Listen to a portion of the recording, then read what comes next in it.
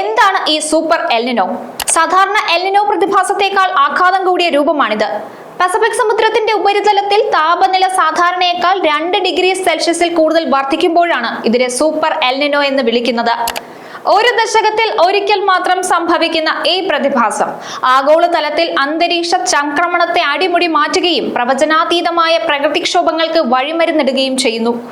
2015-16 കാലഘട്ടത്തിലുണ്ടായ record ഭേദിച്ച എൽനിനോയേക്കാൾ കരുത്തനായിരിക്കും 2026 എന്നാണ് ശാസ്ത്രലോകത്തിന്റെ ഭയം.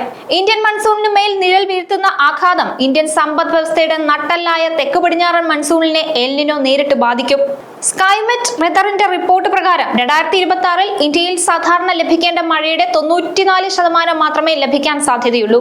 അതായത് ബിലോ നോർമൽ മൺസൂൺ ആയിരിക്കും ലഭിക്കുക എന്ന് ചുരുക്കം. മൺസൂണിന്റെ ആദ്യ പകുതി അപേക്ഷിച്ച് എൽനിനോ ശക്തി പ്രാപിക്കുന്ന ഓഗസ്റ്റ് സെപ്റ്റംബർ മാസങ്ങളിലായിരിക്കും മഴയിൽ വലിയ കുറവ് അനുഭവപ്പെടുക. ഇന്ത്യയിലെ കൃഷിഭൂമിയുടെ വലിയൊരു ഭാഗം ഇപ്പോഴും മഴയെ ആശ്രയിച്ചാണ് കഴിയുന്നത്.